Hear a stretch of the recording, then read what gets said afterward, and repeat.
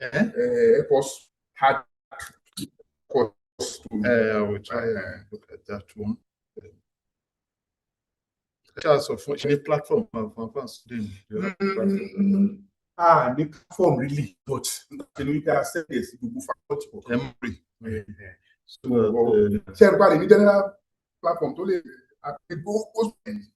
We can't. I think WhatsApp has extended facilities now For like 10,000 students. Yes. Okay, maybe I will tell our own faculty students so that they create it. Let's see.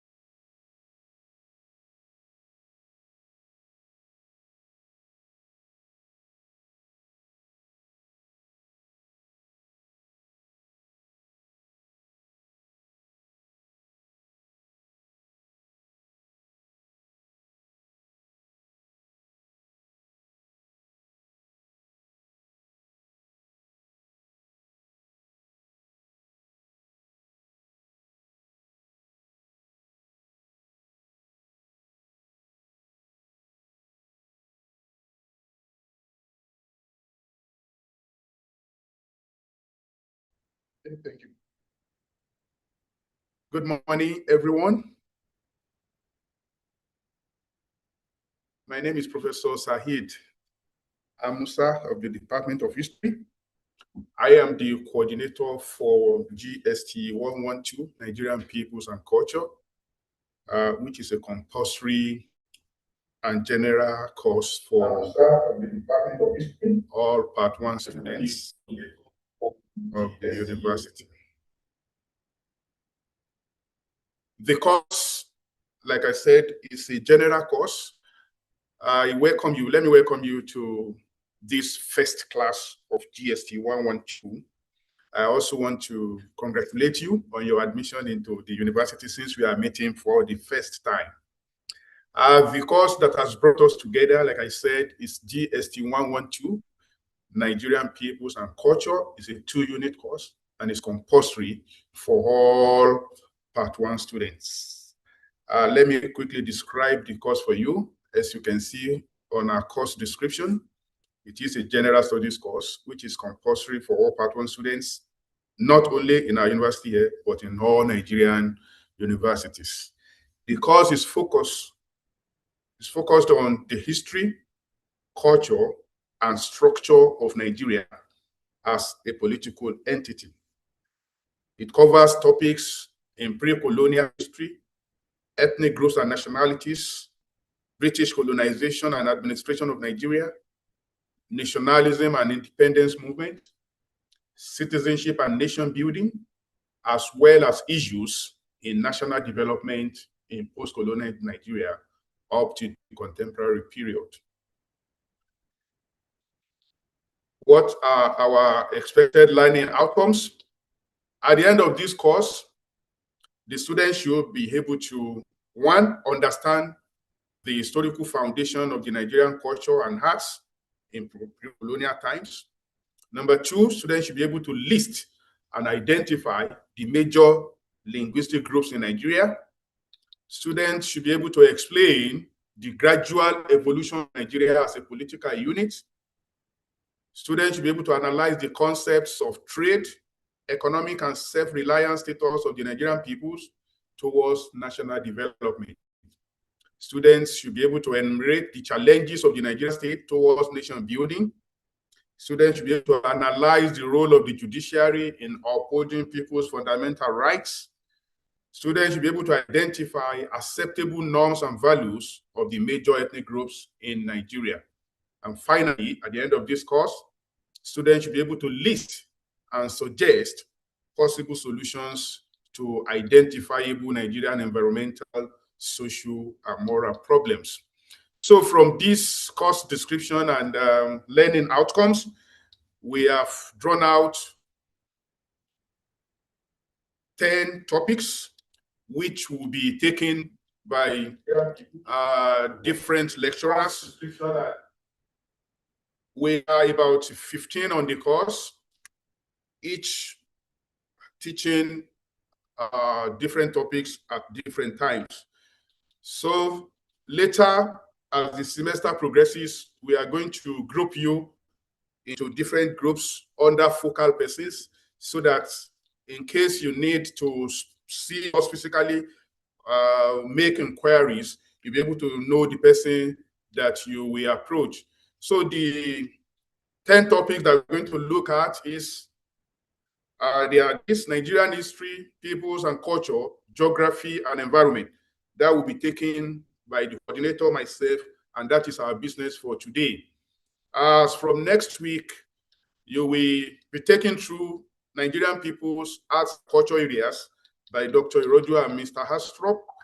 After that, you will be taken through the evolution of Nigeria, 1, from slave trade to amalgamation. After that, you'll be taken to evolution of Nigeria, 2, from amalgamation to the present.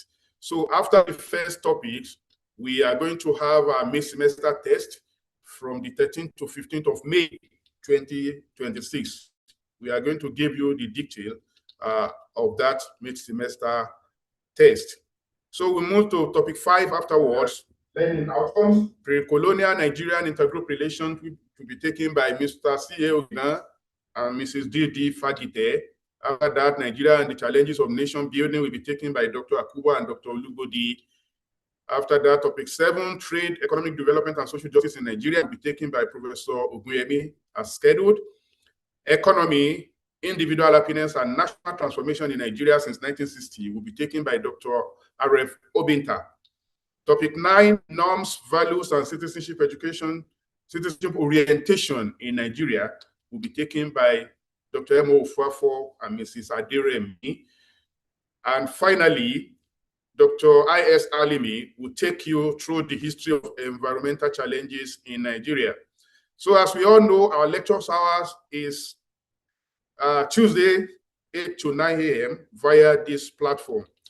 Our mid-semester, our grading system will be 20% for mid-semester test. We are going to have a take-home assignment, which will also take 20%, and final examination will be 60%. Like I told you, I'm the coordinator. My name is Professor Said Amusa. My email is there. My phone number is there. My office address is there in case you need to see me. Thank you very much. So without wasting our time, let's proceed to the topic of the day, which is Nigerian history, peoples and culture, geography and environment. So in this course, we want to take us to the impact of geography and environment on the history of Nigeria, how geography and environment have shaped life and society of Nigeria in the past up to the contemporary period.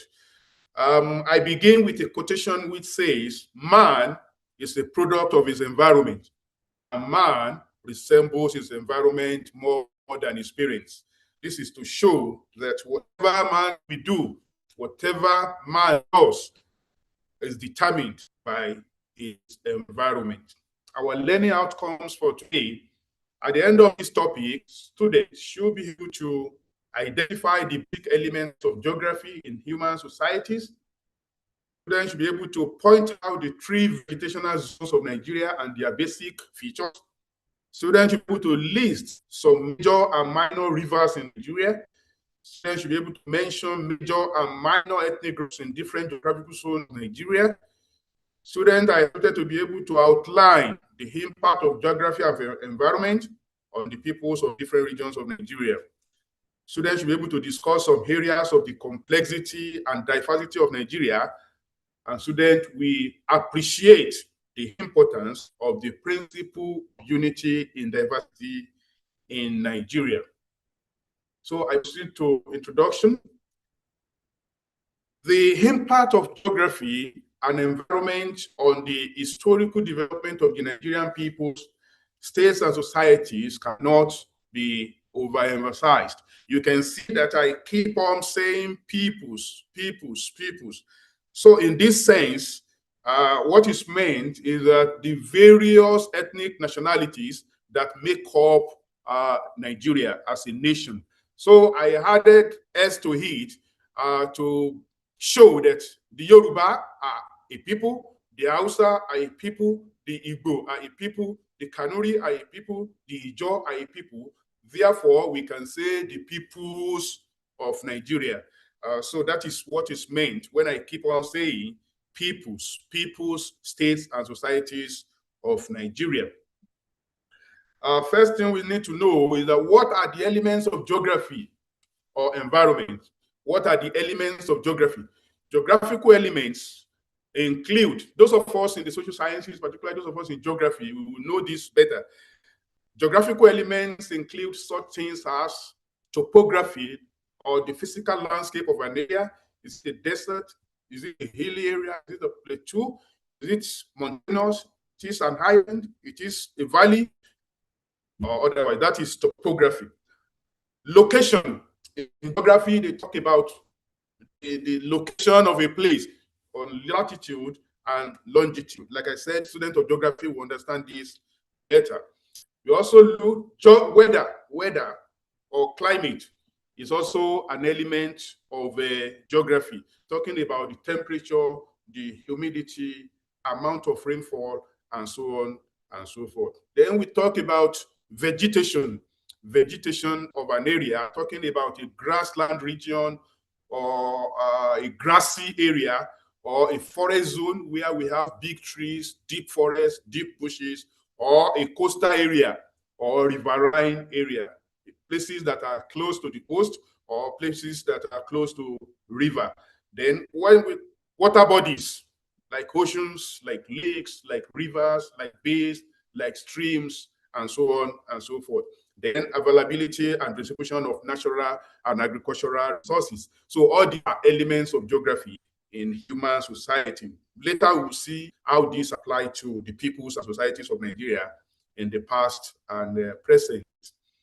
Impact of geographical elements on Nigerian peoples. Geographical elements that we have mentioned above, they are to a great extent the environmental peculiarities of the different parts of Nigeria. These geographical elements, they determine the environmental peculiarities of the different zones of Nigeria. These environmental peculiarities, in turn, affected the complete ways of life of the various peoples of Nigeria that occupy these geographical zones.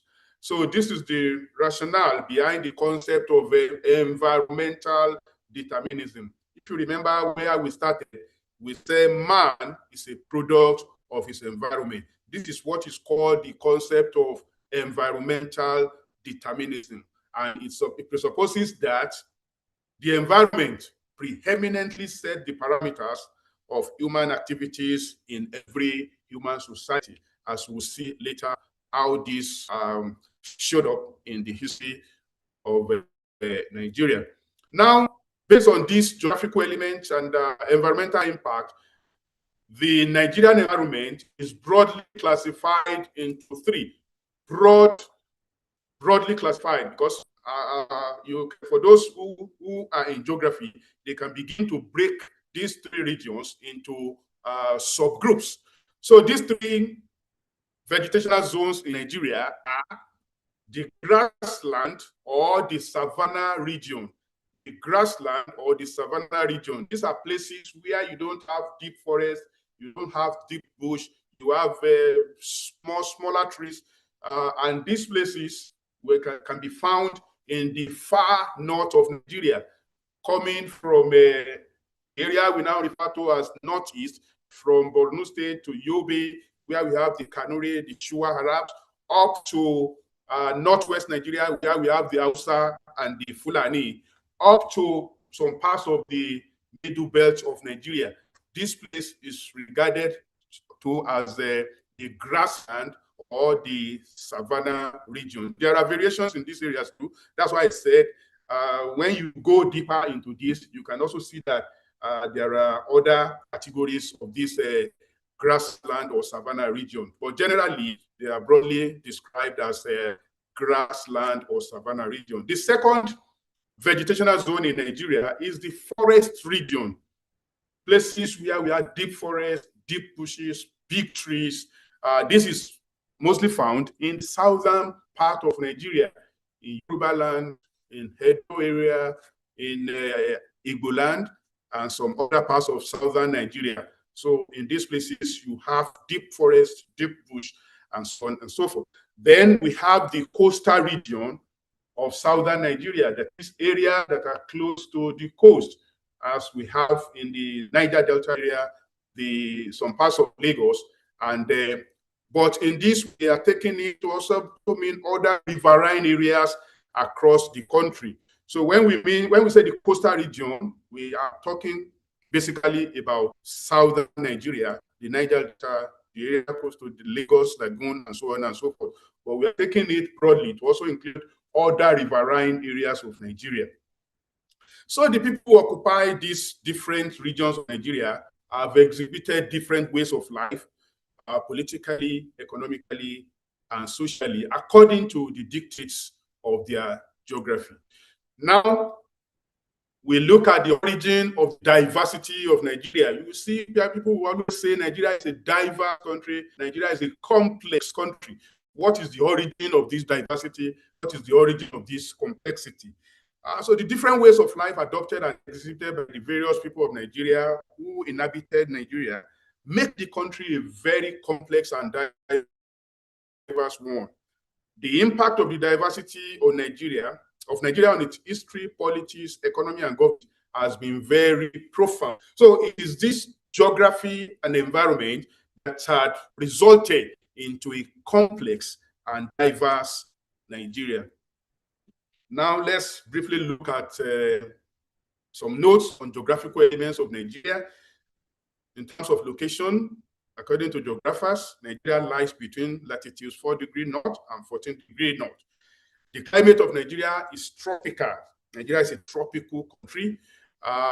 Boundary, Nigeria is bordered in the northwest by Nigerian Republic, by Benin Republic to the southwest, Republic of Chad to the northeast, Republic of Cameroon to east, the Gulf of Guinea, an arm of the Atlantic Ocean to the south. Now, the land mass of Nigeria is 923,768 square kilometers, with 910,770 square kilometers of land area and a coastline of 853 square kilometers. The topography of Nigeria, we have lowland area, we have island area, we have valley areas, we have different topography in Nigeria. Major rivers in Nigeria, we have two of them, rivers Niger and Benue. We also have other rivers in Nigeria, such as rivers Osun, Ogun, Ose, Kaduna, Sokoto, Yobe, Ongola, Ethiopia, Katsina, and so on. All these are examples of rivers in Nigeria. These rivers are very important in the history of Nigeria, to the extent that apart from being sources of water for Nigerians, apart from being sources of fish and means of transportation, rivers are so important in Nigeria that many Nigerian states are named after rivers.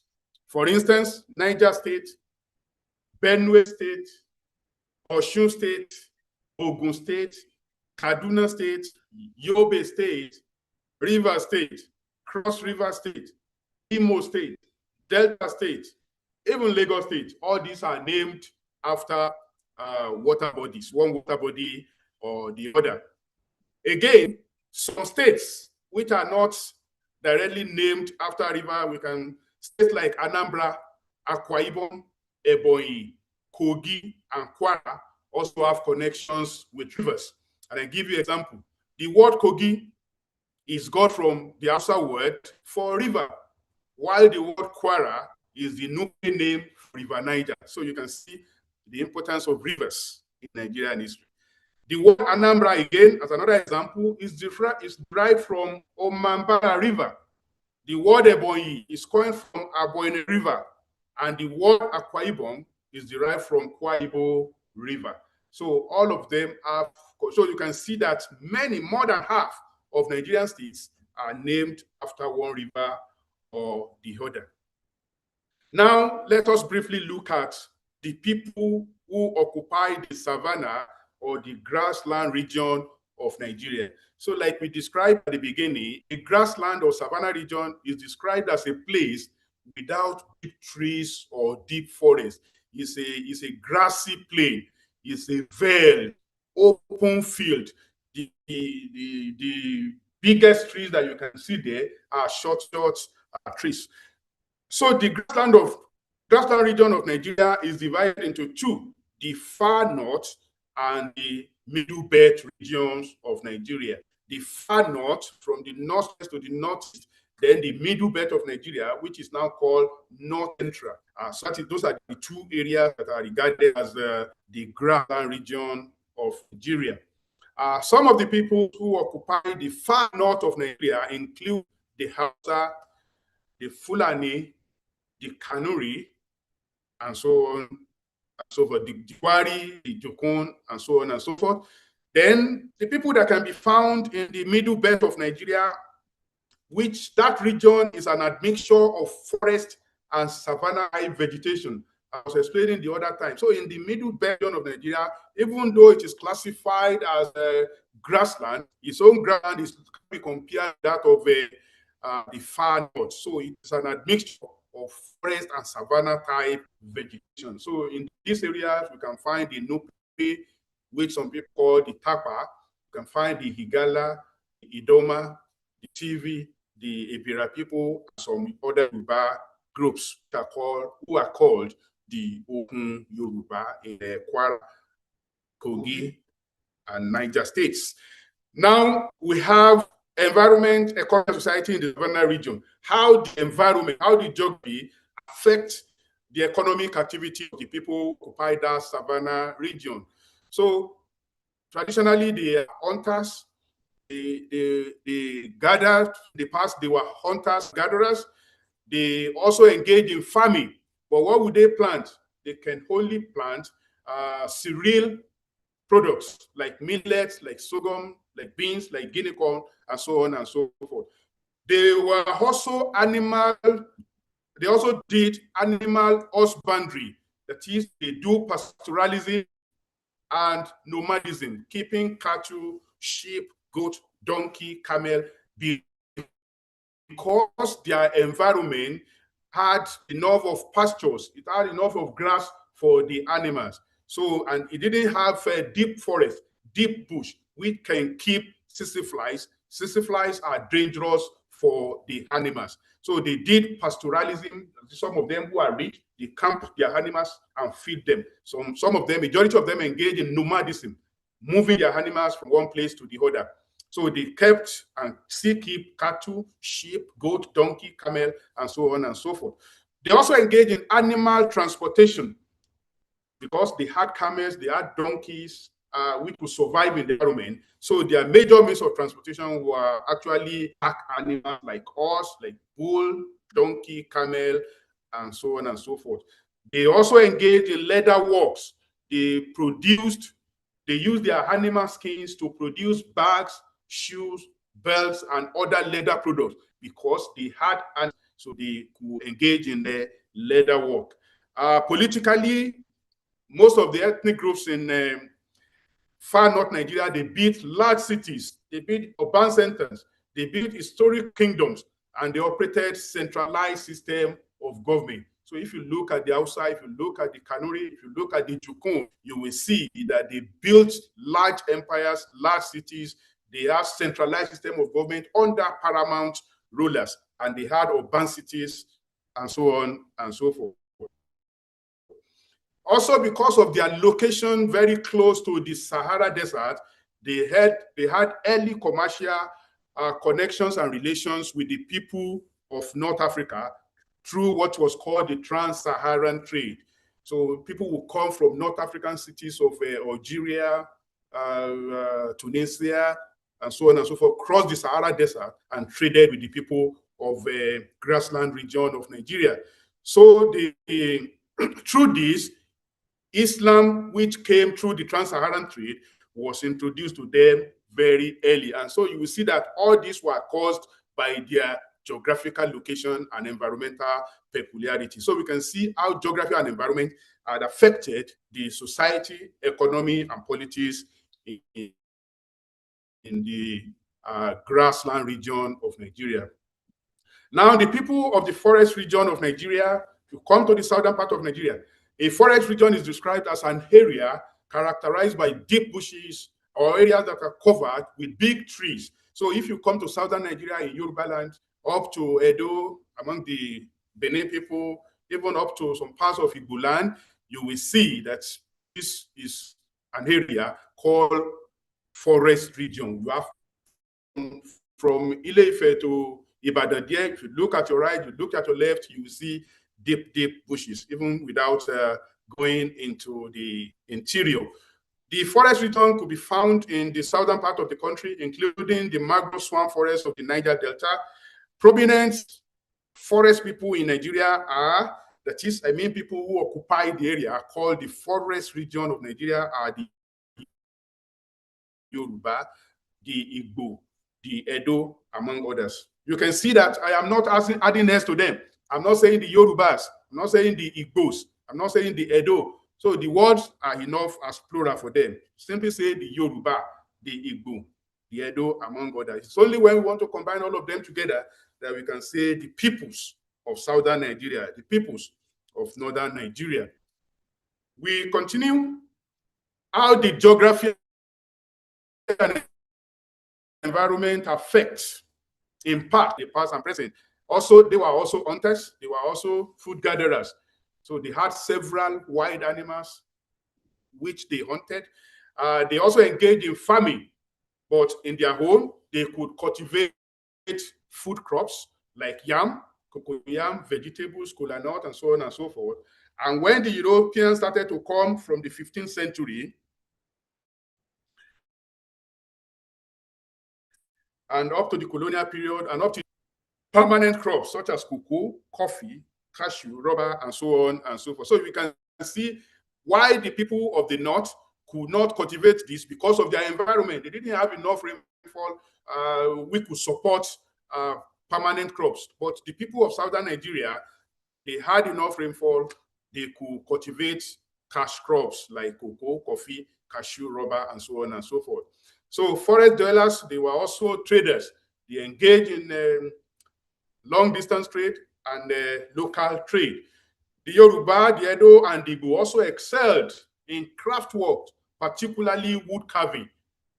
So you can see because they have deep forests, they have big trees, they could fell the trees and make a lot of materials from them. So they did a lot of wood carving, and some of them who had early knowledge of iron, they also engaged in iron work.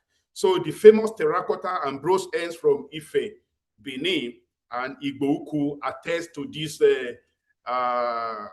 metallurgy among the people of southern Nigeria. So the major means of transportation among them in the past was human portrayal through human carriers, because their environment could not support the rearing of animals. So they could not use camel or bull for their transportation, but they engage in human portrayal, people carrying goods on their head for other people.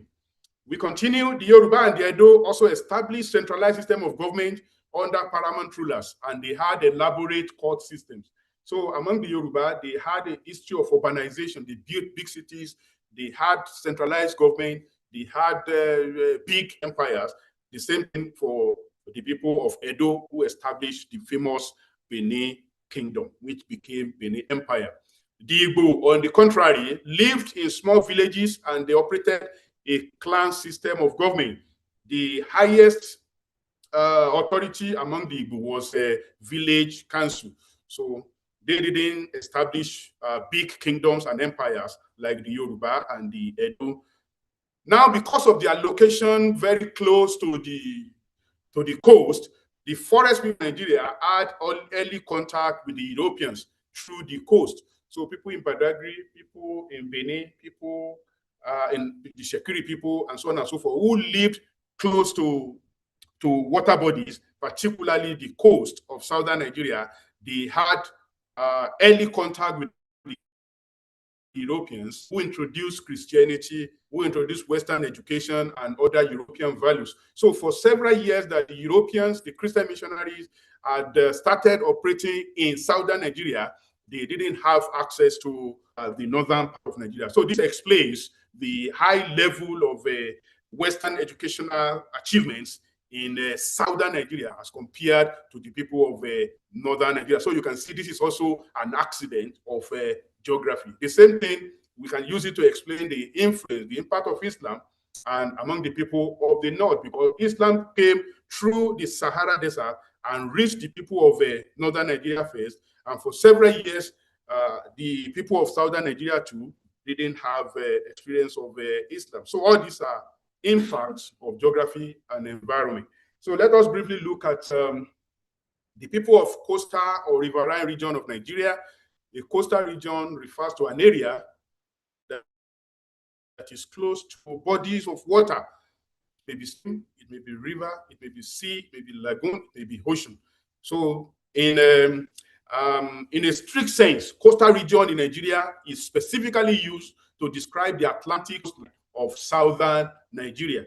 But in a wider sense, we use coastal or riverine areas to describe people who live close to any body of water. So in this sense, we are saying that riverine areas can be found in both northern Nigeria and even in southern Nigeria. Anywhere we have people living close to water bodies like rivers, lakes, streams, ponds, seas, oceans, and so on and so forth, we can broadly categorize them as riverine people.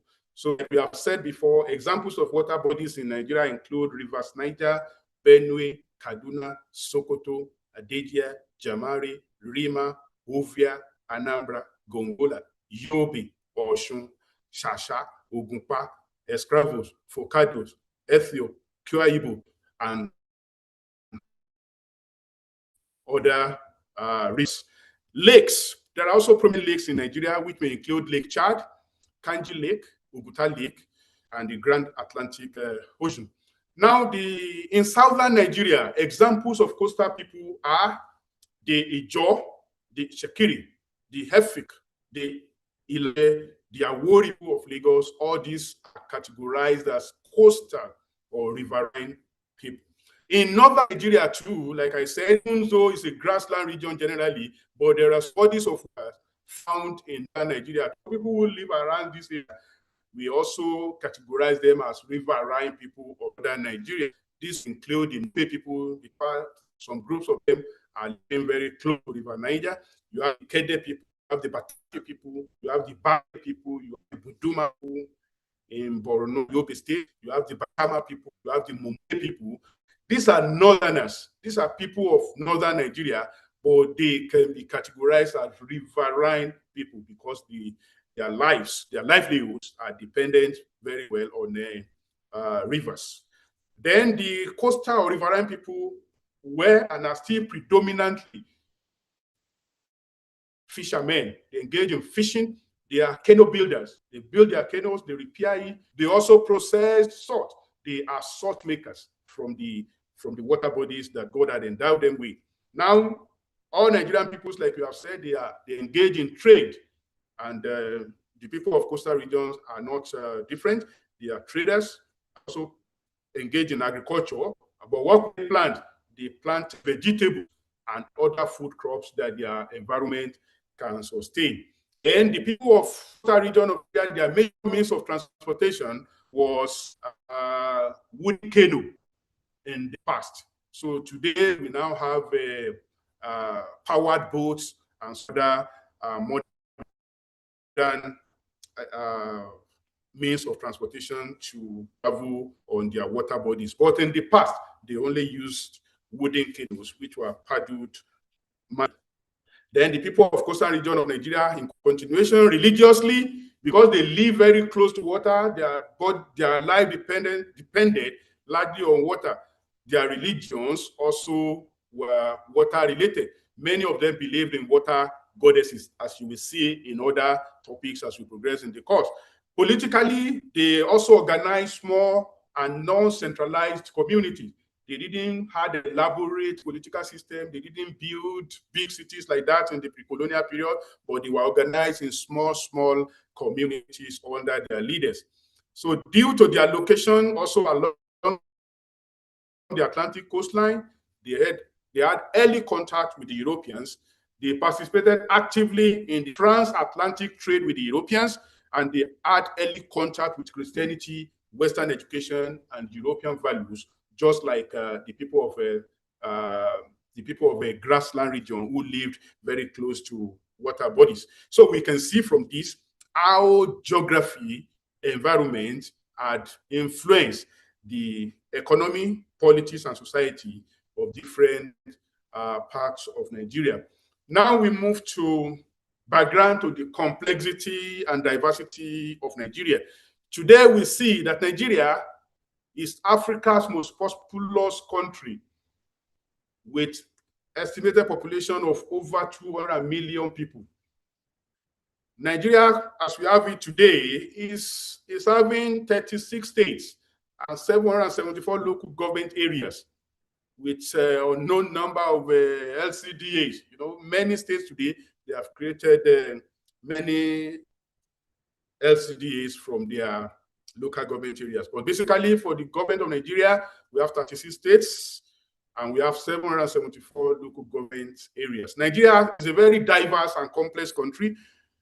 The Nigeria diversity itself is traceable to the origin of the country. As currently constituted, it was a creation of the British colonial government, who forcefully brought all the peoples that we had mentioned and those that we have not mentioned. They forcefully brought them together under one country, and they named them Nigeria, irrespective of their political, economic, social differences. They brought them together. So the origin of the complexity and diversity of Nigeria is traceable to the creation of the country by the British.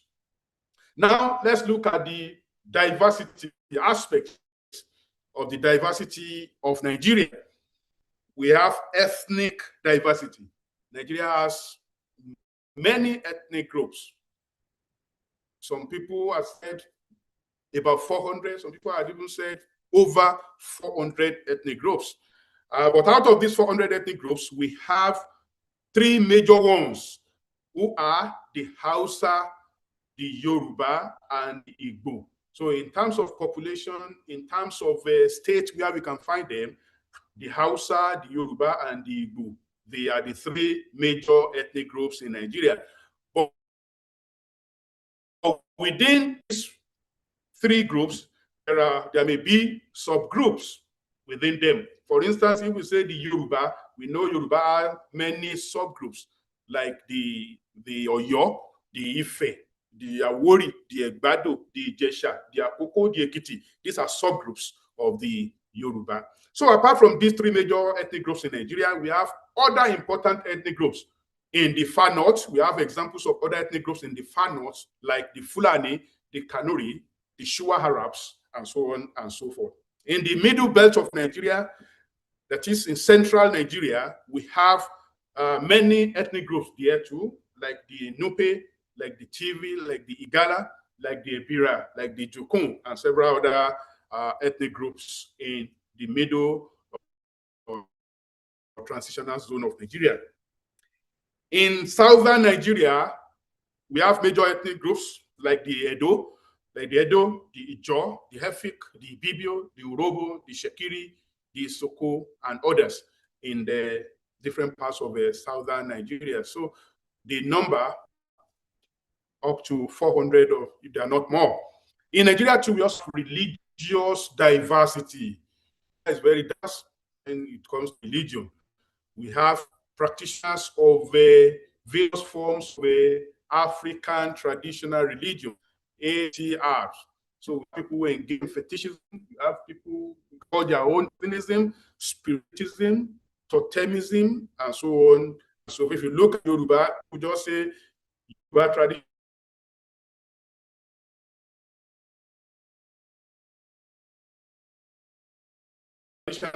religions, but there are several examples of this. We have Ogun worshipper, we have Oshun worshipper, diverse when it comes to religion. There are also practitioners of Islam, people who embrace Islam, the followers of Muhammad. They are called Muslims. So if you go to the far north of Nigeria, meet them who profess the Islamic faith. So that religion came into Nigeria, we now call Nigeria, around the 9th, 10th century, beginning from the far north of Nigeria up to Hausa land, up to the middle belt, up to the southern part of Nigeria. Many Nigerians are also Christians, the followers of Jesus, who embraced Christianity, which was introduced and firmly implanted in Nigeria in the 19th century by European Christian missionaries, starting from southern Nigeria. So today, many Nigerians profess the Christian faith. So the religious distribution of Nigeria was greatly determined by the geographical locations of the people and the area of incursions of the missionary group. So like we said, the people who introduced Islam, they came through the Sahara Desert and introduced Islam to northern Nigeria first. So the people who introduced Christianity to Nigeria came through the southern coast, and the people of southern Nigeria embraced Christianity before Islam got, the people of southern Nigeria embraced Christianity earlier than it spread to other parts of Nigeria. So we can see that even the introduction of religions, Islam and Christianity, is an element, is a product of a geography. Now, okay, we have explained that most people in the far north are Muslims because the Muslim missionaries from North Africa penetrated Nigeria from the Sahara Desert. Most people in southern Nigeria are Christian because the European Christian missionaries came to the country through the southern coast. So among the Yoruba, there is a fair mix of Muslims and Christians in middle belt of Nigeria and among the Yoruba, because even though they are located in southern Nigeria, they had always had commercial and economic relations with the people of the north, and Islam was also introduced to the Yoruba very early in their history. We also have linguistic diversity in Nigeria. There are as many languages and dialects in Nigeria as there are many ethnic groups. In fact, many ethnic groups in Nigeria are known by the name of their languages. The Hausa, there are people who speak the Hausa language. The Yoruba are people who speak the Yoruba language, while the Igbo speak the Igbo language. So people are called by the name of their language. However, some Nigerian groups are not known by the name of their language. An example in this regard are the Fulani, who speak the Fulfulde language. The Fulani who speak the Fulfulde language. So most Nigerian languages have their general forms that are mutually intelligible to their speakers, and some of them have many dialects. So among the Yoruba now, you have the standard Yoruba language, which is much intelligible to all Yoruba, but you also have some dialects, the dialectal variants of the Yoruba language. So by the time the Ijesha, the Ekiti, and the Akoko begin to speak the Akoko dialect, anybody that's familiar with the dialect may not be able to understand them.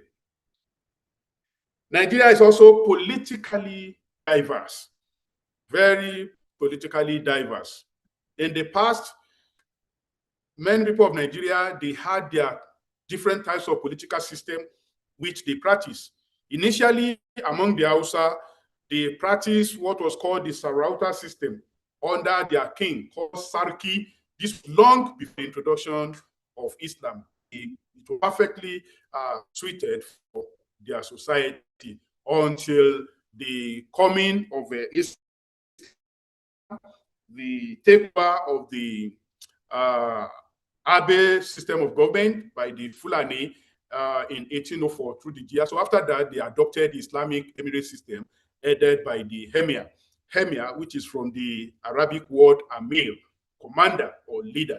So from 1804, Hausa societies began to be led by Emir after the jihad. But before that, they were led by the Sarki, who are the heads of the Sarauta system in Hausa land. The Yoruba had, and they still have, monarchical system of government under their king called the Oba in large towns and kingdoms, and the village heads, Baale, in smaller villages. So a typical Oba, we have his council of advisors. A typical Baale, we also have his council of advisors. So the system runs from the top to the down, from the Oba to the Baale to the head of family, the Baali, and so on and so forth. The Igbo too were organized in small clans under the leadership of the elders. So in the pre-colonial period, the Igbo didn't have urban system or paramount system, like we didn't have the leaders that could be compared to the Emir or to the Oba. So their own, the highest political authority was the village under the elders, called the Amala, the elders. Now, other Nigerian states also had their own either centralized or not centralized system of government, which had gone through modification and modernization since the colonial period. So today you can see that even among the Igbo, whom we said didn't have kings or Oba in the pre-colonial period, there is a popular saying among the Igbo. Those of you who are Igbo, you will understand when they say Igbo Eweze, Igbo Eweze. Igbo do not make kings. But today you can see the Igbo people now, they now have people who can be equivalent of kings. They now have Eze, they now have Obi, they now have Igwe, and so on. So all these are products of a colonial period. So in the pre-colonial period, the Igbo did not have a Oba or kings. Now we can talk about, that is political diversity in Nigeria. We can also talk about agricultural diversity, agricultural resource diversity. In different parts of Nigeria, the country is blessed with a lot of agricultural resources. We have food crops like yam, rice, sorghum, cassava, maize, millet, and so on and so forth. Cash crops are produced in different parts of Nigeria: cocoa, rubber, cotton, groundnut, palm oil, and so on and so forth. There are different species of tropical hardwood such as mahogany, iroko, obechi, so on and so forth. In different parts of Nigeria, particularly in the forest region, we have big and small games: elephant, buffalo, lions, leopards, antelope, monkeys, jackals, hyenas, and so on and so forth. Sea animals too, like hippopotamus, crocodile, other aquatic animals, they are still common in large rivers in Nigeria. Birds of various species such as eagle, parrot, pigeon, sparrow, crane, hornbill. These are examples of birds that can still be found in Nigeria today. We can also talk about natural resource diversity. Nigeria is blessed with a lot of natural resources. We have crude oil, natural gas in the Niger Delta. We have gold in Osun, Oyo, Edo, Kaduna, and Zamfara states. We have bitumen in Ondo, Edo, Ogun, and Lagos states. We have coal in Enugu, Kogi, Benue, and Ondo states. We have iron ore in Kogi, Niger, and Enugu states. We have tin and columbite in Plateau State. We have lead, zinc in Ebonyi, Plateau, Kogi, and Benue states. We have limestone in Sokoto, Kaduna, Ogun, Edo, and Cross River states. We have gemstones in Plateau, Kaduna, and Bauchi states. We have bentonite in Nasarawa, Cross River, and Ebonyi state, as well as other natural resources in different parts of Nigeria. In terms of occupation and economic diversity, almost all Nigerians are farmers and traders. But what they planted, what they plant and trade are determined by their environment. Like we said, people of coastal or riverine area, they are naturally configured to be fishermen. They are naturally configured to be canoe builders, salt processors, vegetable farmers, and traders. So this is what Yoruba we call abinibi is greater than ability. What you are born into is different. You can't compare it to what you go to learn. So people who live on rivers, they are naturally fishermen and canoe builders. The people of Savannah region too, they are naturally made cereal planters, traders, pastoralists, and nomads, as well as producers of crafts like leather bag, leather shoes, leather belts from their animal skins. The people of the forest, they engage in agriculture and trade, and they also excel in ironwork, woodwork, calabash carving of various types. So most Nigerian people today, they still engage in all these traditional occupations, but they also engage in modern endeavors such as teaching, banking, engineering, medicine, and so on and so forth. In terms of educational development of Nigeria, Nigeria is also diverse. If you look at the educational history of Nigeria, people of Nigeria had various forms of informal education before the coming of the colonial masters, even before the coming of Muslim missionaries. So there used to be training among the Yoruba. There were apprentices of various kinds among the Yoruba. In fact, people learn their skills from their parents, from their family members, from their peer groups, and from their religious leaders. In Yoruba land in the past, and even up to today, you don't need to learn the occupation of your father. You know it naturally. So if your father is a carpenter, you will know that the male child will certainly know the art. If your mother is a trader, is a tailor, you will know that without being taught officially, the girl child will certainly know it. So this happened in different parts of Nigeria before the modern times.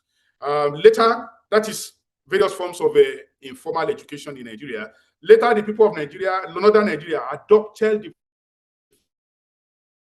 formal Islamic educational system introduced by the Muslim merchant missionaries. So when the Muslim missionaries came from North Africa, started to trade with our people. Later, they introduced their religion and started to build Arabic schools, madrasa, where they learn the Quran, where they learn the faith, where they learn about Islam. So it became the first formal system of educational system in Nigeria, where you obtain in a formal school setting. So around the 1840s, the European Christian missionaries also penetrated Nigeria and started to introduce Western education. They started to build schools in various parts of southern Nigeria. And in 1842, the first primary school was built in Badagry in southern Nigeria. So schools started to spring up in Abeokuta, in Ibadan, in Ibuland, in the Niger Delta, and later the Christian missionaries were also allowed to penetrate northern Nigeria, because for several years they were not allowed to open missionary schools in the north by the colonial government. So this also explains the current Western educational advantage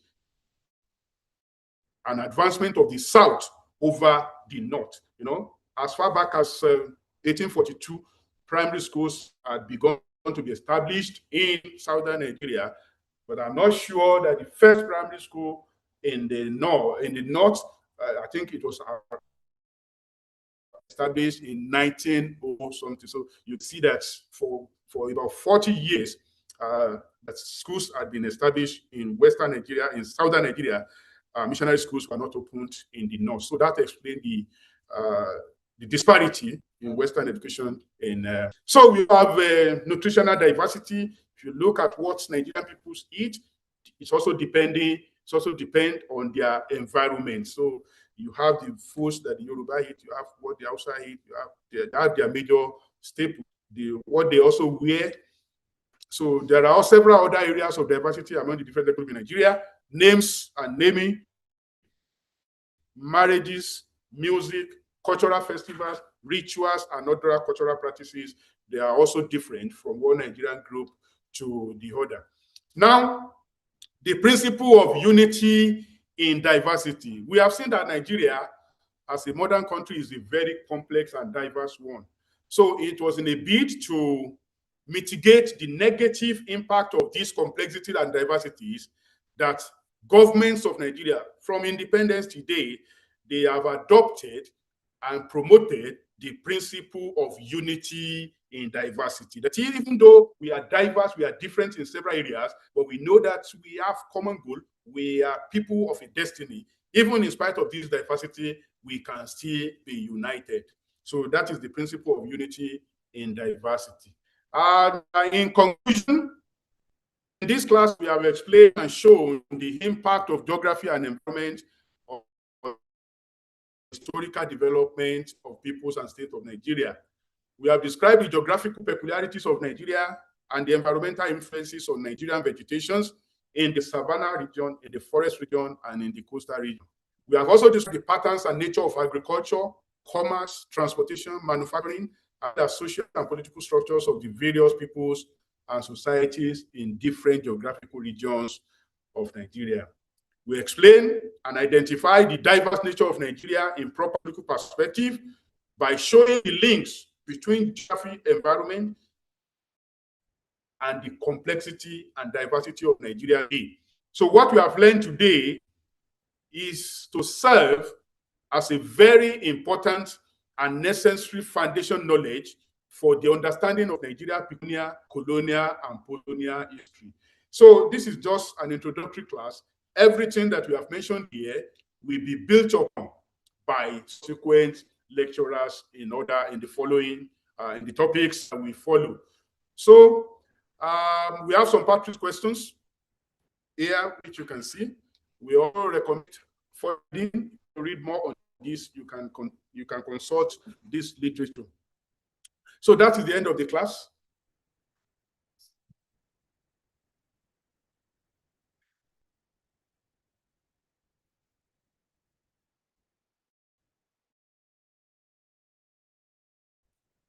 Yeah, question or answer. No, I've done it. They are typing it. Let me, I can't look at this now. Maybe I will look at it later. No, I want to take their questions. Okay, I can go and look at them, or I can respond to them now. Respond. By typing. Yeah, I can see all this.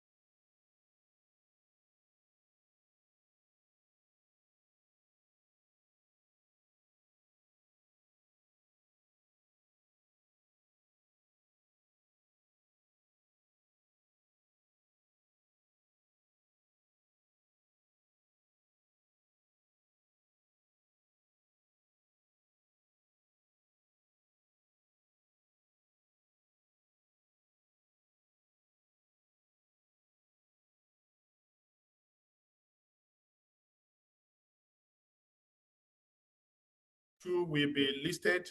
It will be listed. Today is the first time that we are using this platform. So from next week, you'll be able to see it.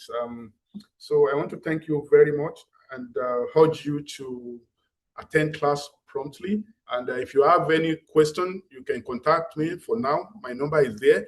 And later, we will group you under focal persons, which or you can approach if you need to see us physically. I also want to inform you that the department is working on a module where we will put all these lecture notes and print it for your acquisition. Thank you very much. So those who are taking the course, Chemistry 102 is next. Please prepare yourself and get ready. Thank you very much. Thank you. No problem.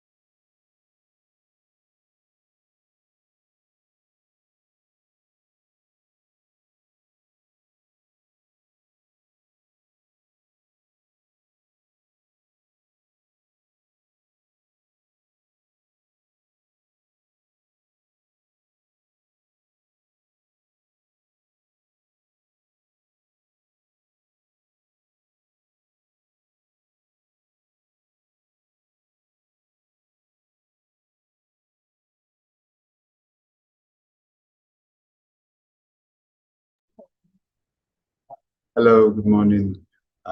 Welcome back to the chemistry class, CHM 102.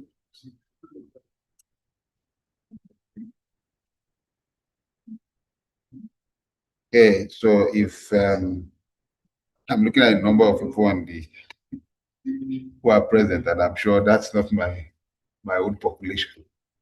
All right, so we're switching now to chemistry 102.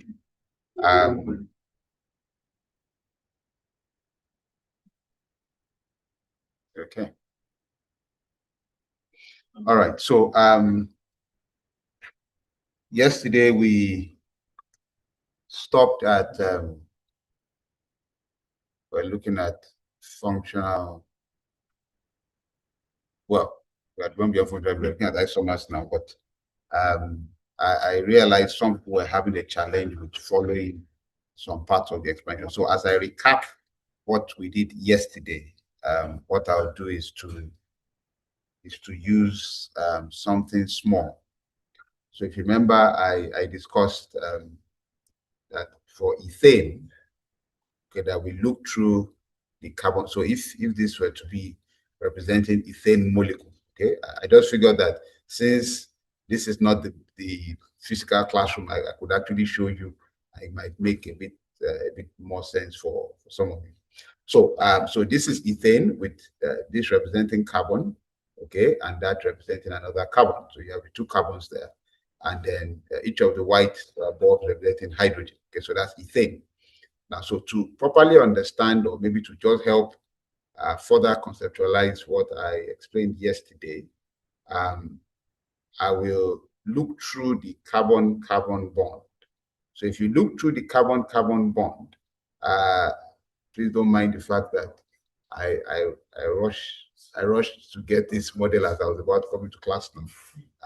And I guess I didn't pick the most perfect of them. But essentially, that if you are looking through the front carbon, you really cannot accurately see the back carbon. Okay, and that is the carbon we represent with a circle. Okay, and so when we say this current conformation you are seeing now is what I call eclipse. Okay, for ethane. If I rotate that through a 60-degree angle, okay, that's approximately 60, then it brings us to what we call staggered. Okay, so and I'm trying to rotate this so that it appears to you like it should. Okay, I'm trying to look at the screen to be sure that you are seeing what I'm saying, what I'm trying to represent properly. So remember I said when you have it in the staggered conformation, okay, you have that hydrogen up there, okay, the ones you can see, okay, are the three hydrogens on the front carbon. The ones on the back carbon, okay, you can't see as clearly, if I put it that way, okay, but you can still see them. Okay, you can see that they are the ones that we then draw. If I were showing, I want to go back to that slide, in fact.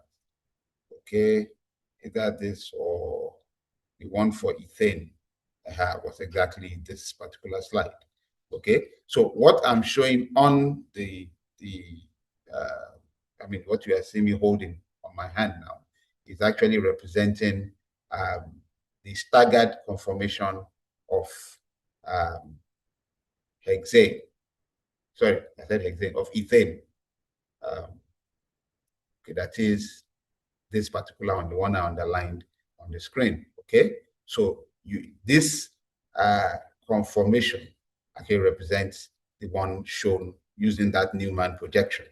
Okay, so again, like I said, in some of these things you can easily view if you try and look it up on maybe YouTube or something, just to help your understanding, your imagination. Okay, so the sawhorse diagram looks more like the whole thing this way. But when we begin to look at it from one carbon end to the other carbon end, then we are trying to generate what we call the Newman projection. Okay, so I just figured maybe showing this might help somebody understand a bit clearer some of the concepts we tried to explain over the last 2 days. And then for butane, even though I don't have the proper system here, I'll just use something to help our imagination. Not exact, and I apologize. But for butane, what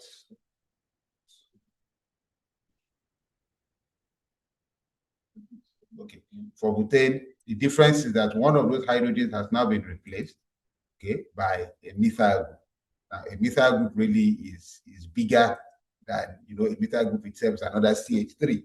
So, but to help us see clearly, I won't I'm not building using methane proper now. I'm just using those two green lobes to represent the CH3. Okay, but I need you to understand that the CH3 is bigger. Okay, it's bigger in terms of the space it occupies. Okay, so again, everything I explained under methane in terms of, so if you're looking at it from one carbon end to the other, it should look something like that. Okay, I keep looking at the screen so I can see what you are seeing, so that makes a bit of more sense. Okay, so with that, invariably, okay, they help there. Okay, they help in vision. Okay, all right. So essentially, I'm saying the green lobe there represents the CH3, and when I talk about keeping one constant, remember I said you keep one of the carbons constant. Remember the two black, like the point I'm holding now, is a carbon center, and at the back of it there's also another carbon center, or in front of it there's another carbon center. So essentially, if I try to then rotate, okay, through a 60, okay, I'm rotating the one which is at the back for me, but yeah, for you it is, oh, it's in front for me rather, but for you to be the one at the back, so it's fine. The point is we come to this new conformation, okay, and in this new conformation, we say the one methyl group is at 60 degrees, has a torsional angle of 60 degrees. Remember, I explained that the torsional angle is the angle between the plane of the initial one, okay, and then looking at the other end. So the hydrogen carbon, or in this case, methyl carbon, carbon, carbon, carbon, methyl angle, okay. And I said that methyl group, okay, we have it as that torsional angle rather, we have it as 60 degrees in this case, okay.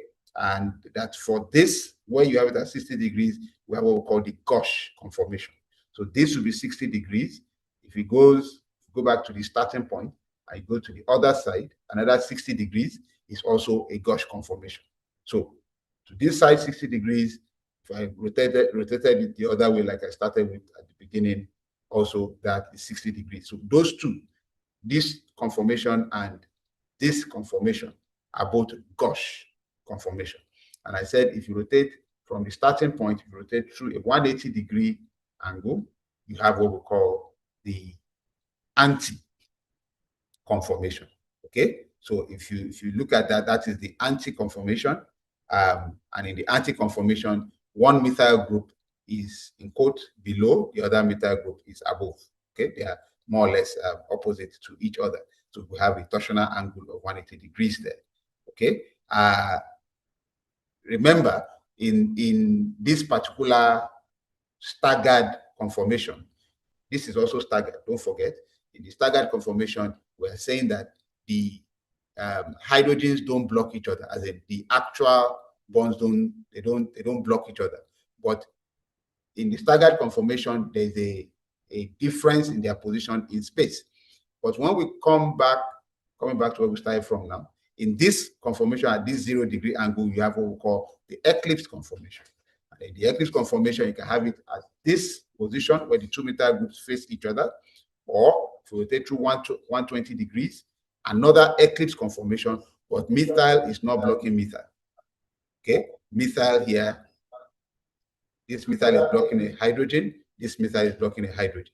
Okay, and then you have a hydrogen eclipse there. If you rotate through another 120 degrees again, you have another type of eclipse conformation. So I'm trying to help you understand that in the case of butane, we still have the eclipse and the staggered, but we then have them in a slightly different position than that of our ethane, where everything is all hydrogen. Okay, so and then I then took us to the diagram, the conformation analysis, and that conformation analysis I then explained, okay, how those different positions have different energy levels. Okay, the anti being the one with the lowest energy. Okay, as shown in the slide. Okay, that is the anti position. Okay, so you have that anti position. You have those two other gauge conformations. Everything on top is actually a form of eclipse, but you know, the eclipse where you have methyl eclipse, okay, we have higher energy than when you have methyl hydrogen eclipse, and that's why we can see those differences in the energy values as shown on the slide. All right, so just to perhaps I hope I was able to help someone to imagine it better, because I understand that at times if you're not able to follow the explanation, it's really because you are struggling with carrying through with the correct imagination. All right. I'm sure a number of us are here now, so we can take our first quote. Okay, it's not topic. I'm just recapping what I taught yesterday. Somebody is asking which topic is this. So our first quote for today is YG, Y for Yale, G for go, J for jog, S for sail, 9. YGJS9. YGJS9. Okay. Okay, yes, that's correct. YGJS9. Thank you. So a number of us got that correctly.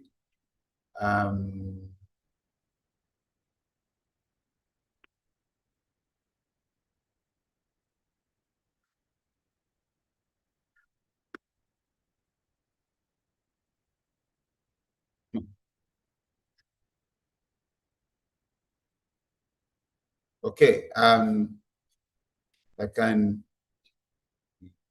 This was in there.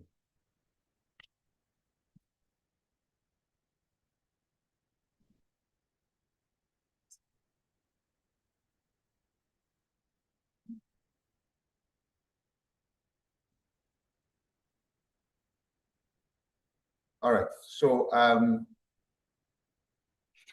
going past all of this that we had explained before yesterday, I came to configurational isomers, where I explained that in the one case we were looking at rotation about the bond, which was the illustration I quickly just gave now.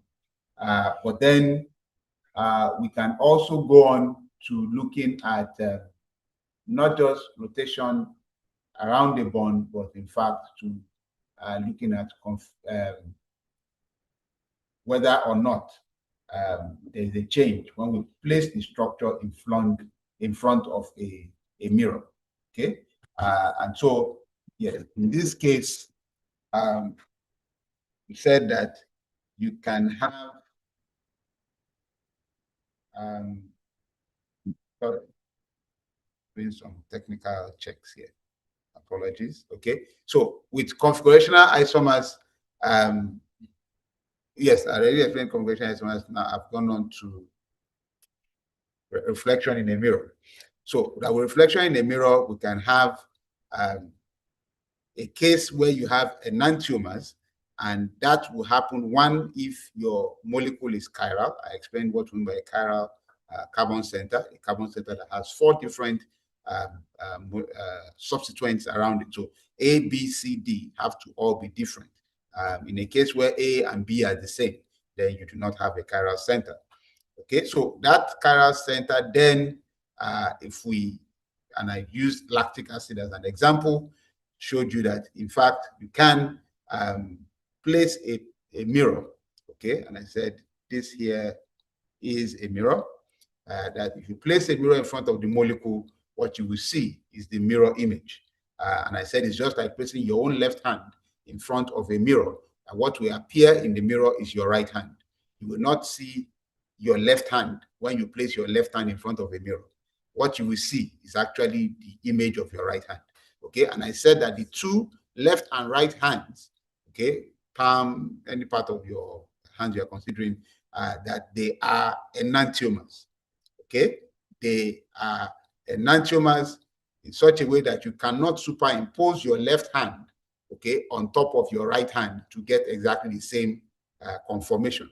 There's no way you can twist or turn your left hand to face to be exactly like your right hand. Okay, they look alike. They are what we call enantiomers, but they are not the same.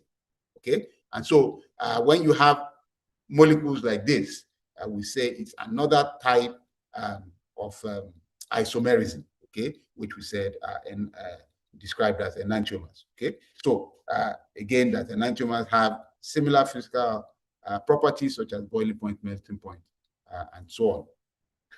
And so to end the discussion on isomers, we come to the last type, where you also have molecules that have some degree of chirality.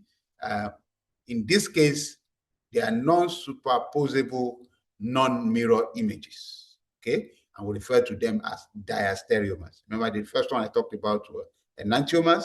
Okay, those ones, they are non-superimposable mirror images, but these ones are non-superimposable non-mirror images. Okay, and diastereomers are stereoisomers that are not mirror images of each other.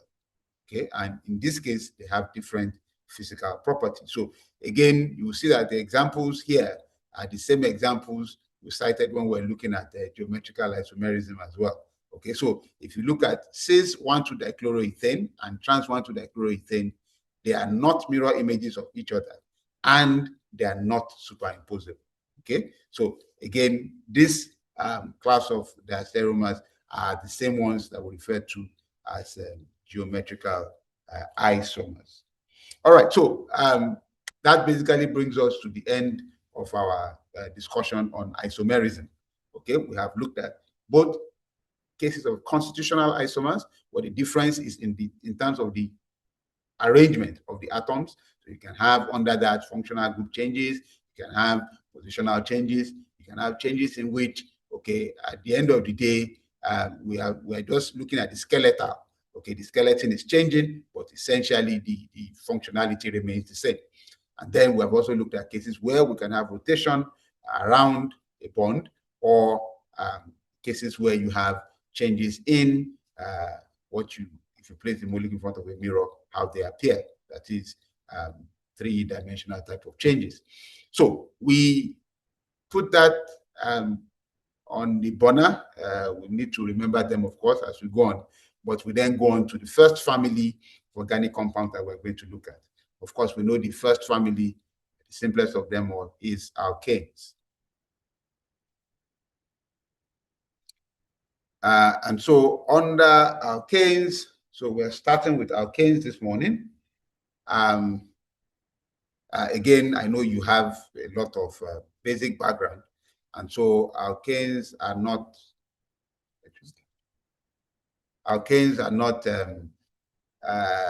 a family of compounds that you do not have some level of basic understanding about. In simple terms, they have general formula CnH2n plus 2.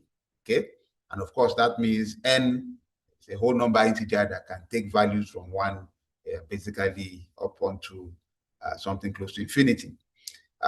So in this case, the carbon is surrounded by the highest number of hydrogen atoms possible. Okay, so if we take, for example, octane from the word octa means carbon with 8, a molecule with 8 carbons. So C8, and then the H will be 8 times 2 plus 2. Okay, so that will give us 18. So it's C8, H18.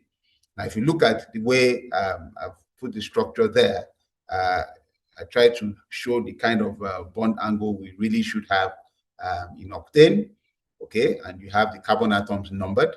And then, of course, I also showed, if we are using the bond line formula, what octane will look like, okay, showing that below. So in simple terms, we can write the formulas like we talked about before, using condensed formula. We can write, I mean, any way we represent them. The idea that at this point, you now need to start getting yourself familiar with different representations that we can have. Okay, alkanes can be linear, that is without branching, or they can be branched. Okay, so if they are linear, it means they are unbranched. Okay, so like the octane I have here is a straight chain octane, but it can also, you know, be branched, in which case it will still have the C8 formula, but it will not be straight chain like this, and the longest chain will definitely not be for 8 carbons. The carbon atoms are sp3 hybridized, and the compounds have a general tetrahedral orientation. Now, well, alkanes are found on Earth. They, in fact, are the primary source of petroleum and natural gas. Okay, so it means that alkanes are important to us. As you can imagine, we derive from that source, from petroleum, derive petrol, which we use, diesel, kerosene, which are the things that we use, you know, majorly for a lot of our machines. So in simple terms, petroleum itself is a complex mixture which is formed from the anaerobic decomposition of plant and animal remains over time.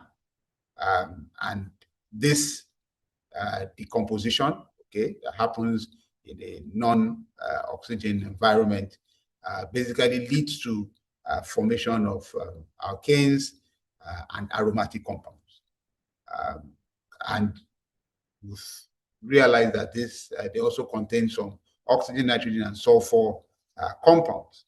Now, so refining of petroleum, or what we call crude oil, is majorly done by fractional distillation. And when we do that, we obtain different fractions. Like I said earlier, I'm sure we're familiar with some of these fractions. Now, for the lower members, lower carbon containing members, you have the one that we often call cooking gas. Okay, you can obtain gas. Okay, and then as you go higher, you get to gasoline, that's petrol, get to kerosene, and then to gas oil, or what we call diesel. Okay, of course, after that distillation of this volatile portions is complete, you still have lubricating oil and waxes that could also be obtained. Finally, you also have asphalt. Now, straight chain crude is actually not a very good fuel. Okay, and it's not a very good fuel basically because of a phenomenon known as engine knock. Okay, engine knock can happen in internal combustion engines, and when it happens, what you realize is that as a result of the poor fueling situation that you have, the engine of such combustion engines actually it's actually a term. It doesn't mean you hear a big sound necessarily, but it's a term that substantially means that the engine knocks. Now, the real issue with the straight chain alkanes obtained directly from distillation is that they are more prone, okay, to this engine knock.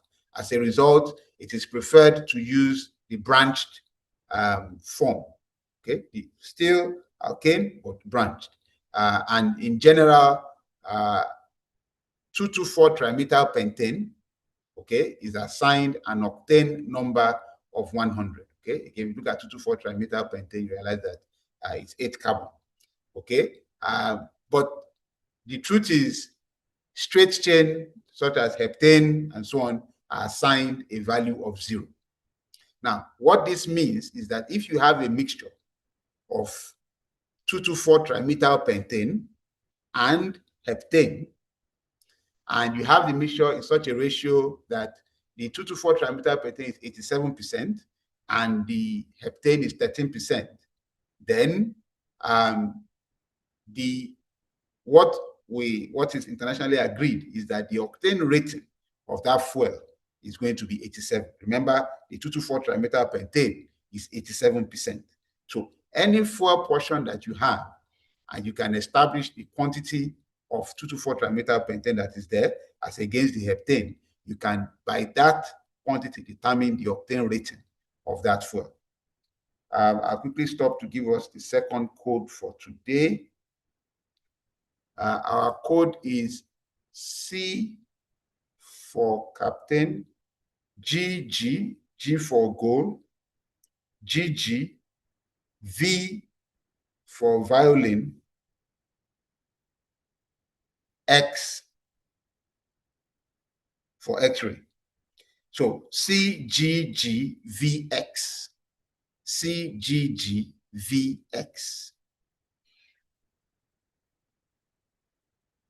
Okay. Let me be sure a few of us got it before I go back to my lecture. Yes, thank you. That's correct. CGGVX, correct. All right. So, like I was saying, the octane rating of fuel is dependent on the branched quantity that we have in that fuel. So while the linear amount really contributes approximately 0 in terms of octane rating, it is the branched amount, in this case, 2,4-trimethyl-pentane is taken as our basic standard, okay, for determining what we call octane rating. Now, we use catalytic cracking, okay, to break down high boiling kerosene fraction, okay, so that we can then obtain from that high boiling kerosene fraction, we can then obtain good fuel. So cracking, in which case we are breaking down, but in this case using a catalyst. So catalytic cracking is one of the methods that is used, and so with that we're able to break down the higher kerosene fractions to obtain good petrol fractions. Now, aromatic compounds also have high octane ratings, okay, and are desirable components of gasoline. Okay, remember I said that petroleum itself contains some of these aromatic compounds as well. So I talked about catalytic cracking in terms of trying to break down the higher boiling kerosene fractions to give good fuel. You also have what we call catalytic reforming, in which case straight chain alkanes are converted into aromatic molecules such as toluene. Okay, so we use catalytic cracking to obtain good fuel from say kerosene fraction, while we use catalytic reforming to convert straight chain alkanes from gasoline, for instance, and convert them to aromatic molecules such as toluene. So enough of where we obtain alkanes from, but essentially we obtain alkanes from crude oil or from petroleum. Now we go on to naming. How do we name alkanes? I remember I've told you that we'll talk about naming under each of the families. Okay, I said something about it generally when we were looking at functional groups. So for nomenclature, first you choose the longest continuous chain as the parent name. So you have to identify which of the chains is the longest continuous.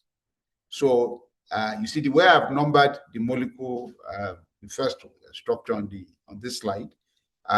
You will see that I numbered from the right, okay, towards the left, and I numbered 1, 2, 3, 4, 5, 6, 7. Of course, you could try to see if there is another number that could give a higher number of a higher length of carbon chain. So at point 4 here, if you try to number from the carbon just above the 4, if you call that 5 and you call that 6, that is shorter, right? That is not as long as the one I've numbered already. So the longest continuous chain of carbon is actually 7 carbon long. Now, if you have a case where the different chains have the same length, okay, so the way I did this now, you see that if I number the other way, it is 5, 6. But suppose that one also had a 7th carbon, okay, then we are going to look for which of the chains has the largest number of branch points. Okay, in this particular example, it may not necessarily be applicable, but the idea is that if you have 2 potential ways of numbering, you have to identify which one has more branching. Okay, so if you have the one that has more branching, then it's selected as the parent name. Number 2, in terms of nomenclature, we number the chain to give substituents the lowest number or sum in cases with more than one substituent. So if you look at the structure on the left, okay, I said we're going to number it in such a way to give the substituent